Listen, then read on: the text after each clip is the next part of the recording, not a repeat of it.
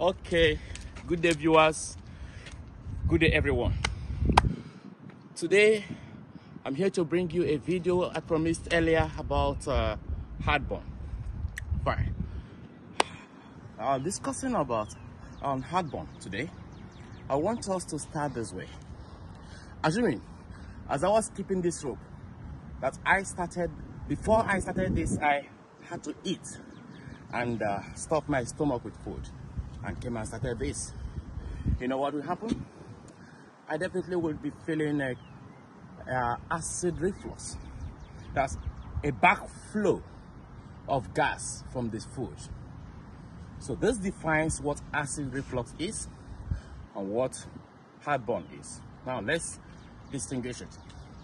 Acid reflux is actually that which happens when your stomach, okay, let's use this.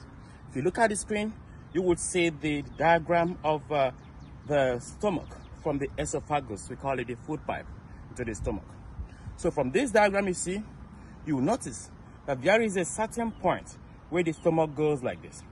So if food is inside the stomach and you do certain kind of movement like this, you notice that you will feel a kind of backflow, which makes you feel something like you're regurgitating. You know, the goat eats and throws up food, and you have a sour taste in your mouth.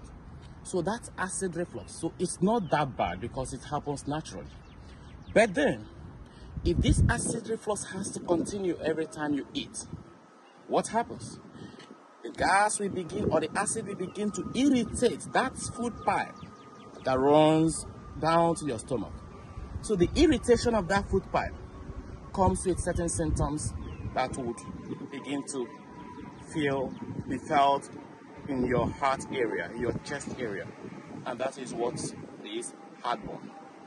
However, for people who talk about or suffer from or know about gastroesophageal reflux disease, that is an extension of this. When this irritation continues and begins to cause some other symptoms beyond the normal pains of heartburn and causes a situation, a disease condition. The disease condition is known as gastroesophageal reflux disease, and that is a very bad or terrible state. However, at this point, talking about heartburn, what causes it? How? What are the risk factors? Heartburn could be caused by a lot of things. The risk factors are many.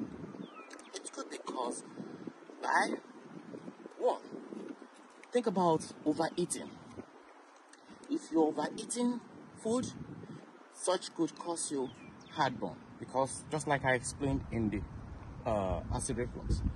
Then, what of in a situation where you lie down soon after eating, you lie down to bed, on the bed, such could equally cause you acid reflux because you need to wait after eating at least 3 hours before you lie down.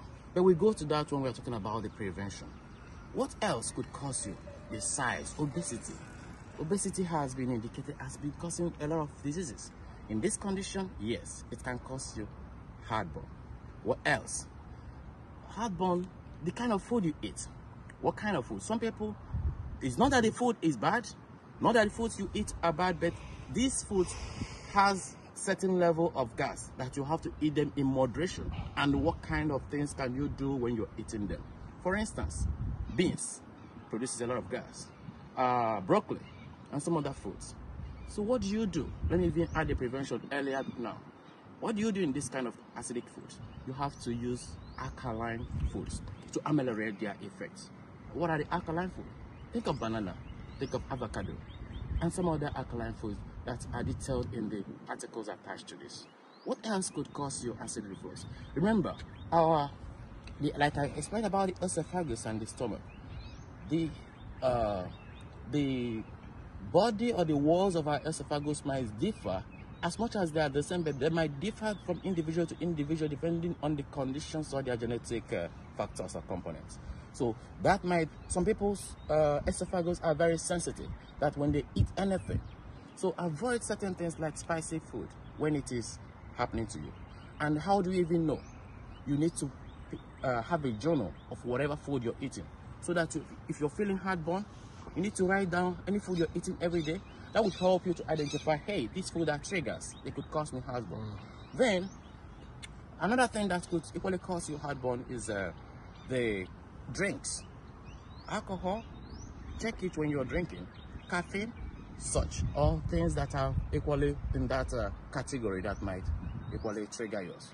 There are other factors as listed in the articles, but this is just to explain and let you know that you may be having heartburn, but there are ways you can equally help yourself not to have it to the extent, or not even to have it at all. In terms of sleeping or laying down, some people eat so early, late at night. If you're eating late at night, if it's that time that you find your food to eat, fine, but still give yourself like 3 hours before you go to bed. How do you even lie on the bed? You lay your bed inclined. Not that you wouldn't use pillow, but when you're using pillow, don't use pillow to the extent that your head will be like this. You see, it will still be having some kind of undulated position. So the way you can lie down in this manner, that would help you the smooth flow of food to your stomach. So these and other things that are not equally mentioned here will help you. If you're taking alcohol, smoking as well is another factor that could cause you that. And like I said, check the article attached to this initially, and then you will find out more details on heartburn. But these mentioned here will help you to understand that the esophagus through which this tract, through which this food goes, and the stomach needs certain kind of conditions not to have your food throw back or irritate your esophageal lining. So thank you so much as you listen to this video, and enjoy the video.